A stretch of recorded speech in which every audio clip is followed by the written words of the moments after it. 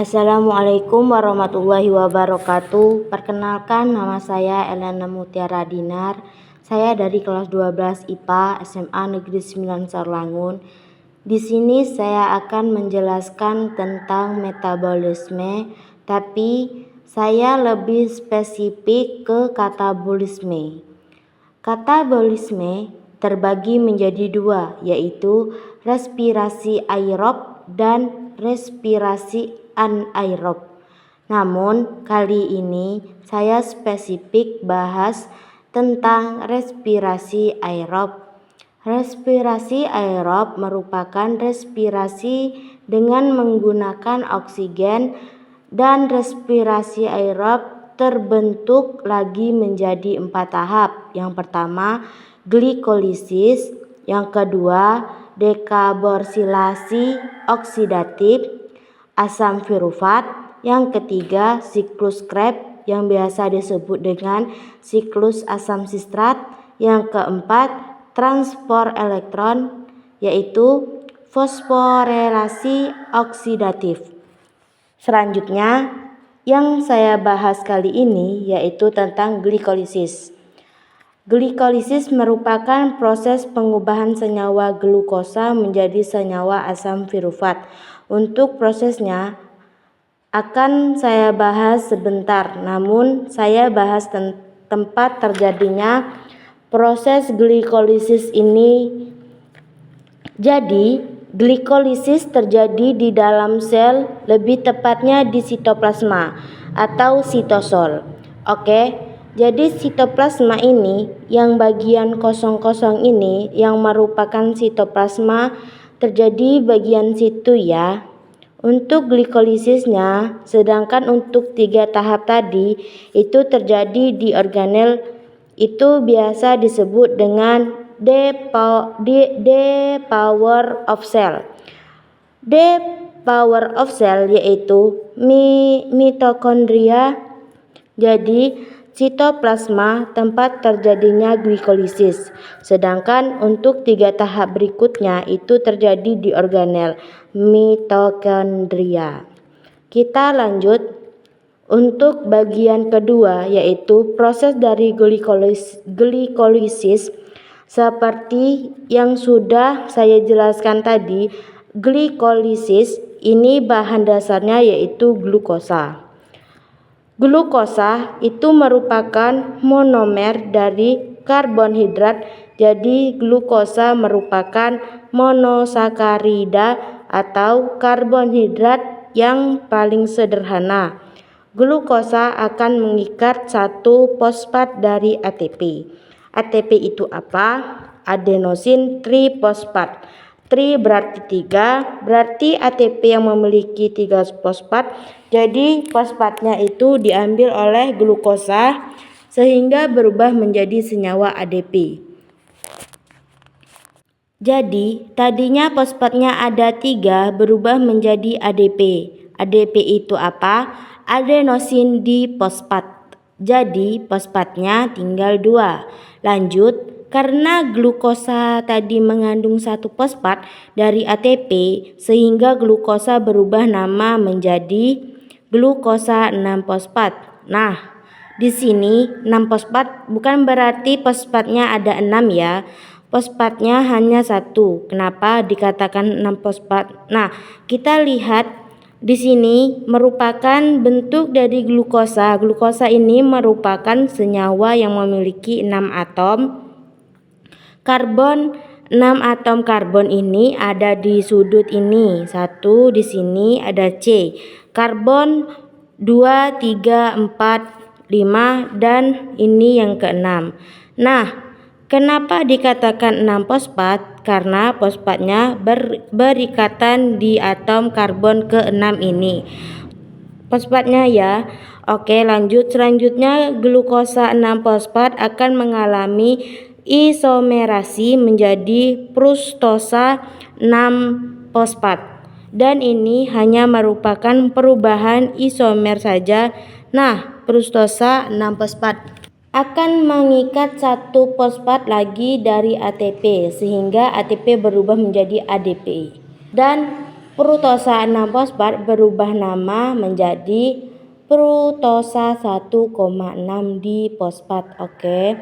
Kenapa namanya berubah menjadi difosfat?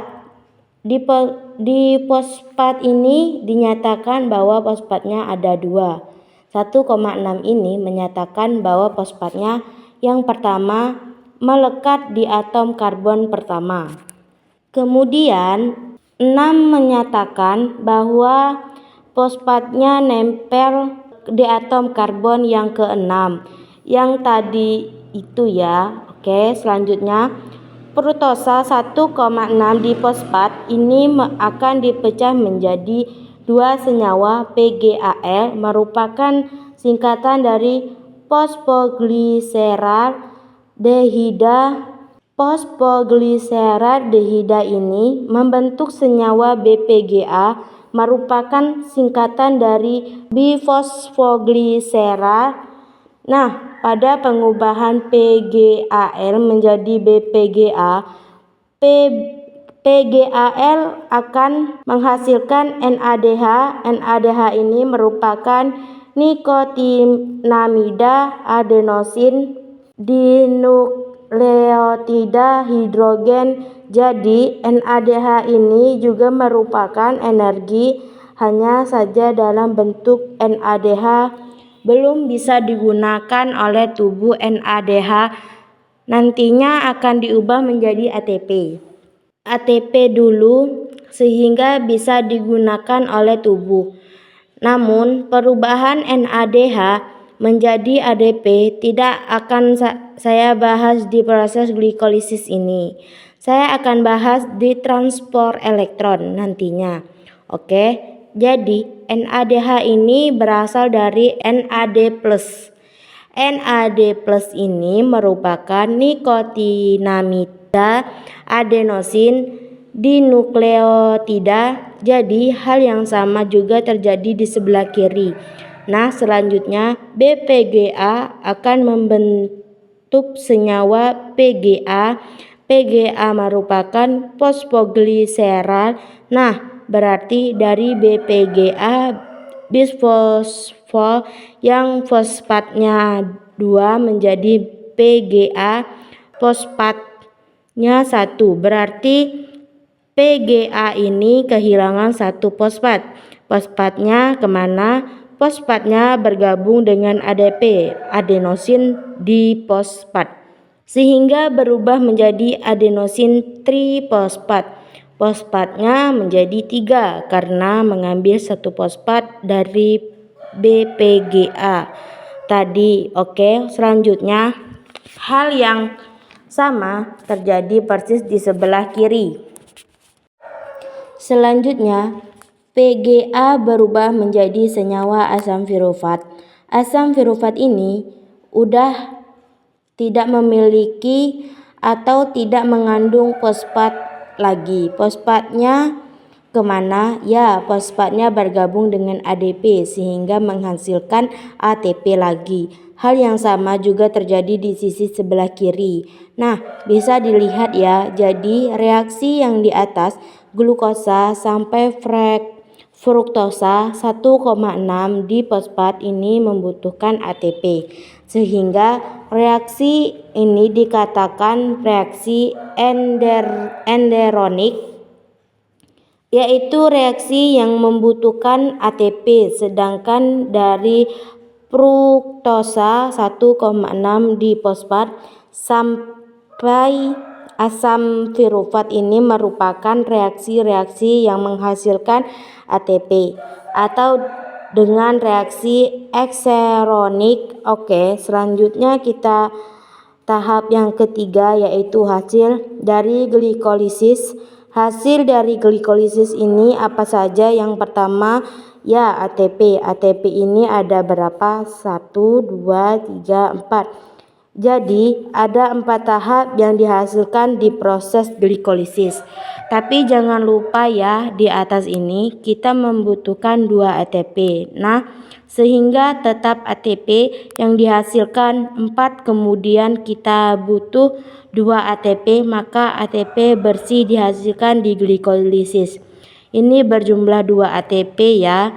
Yang selanjutnya dihasilkan NADH. NADH-nya berjumlah ada 2. Kemudian yang terakhir jelas ada asam pirufat yang berjumlah 2.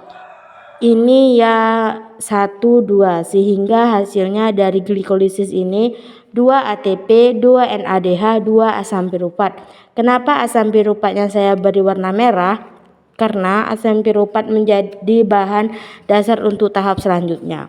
Oke, jadi demikian penjelasan dari saya. Jika ada salah kata, saya mohon maaf. Saya akhiri. Wassalamualaikum warahmatullahi wabarakatuh.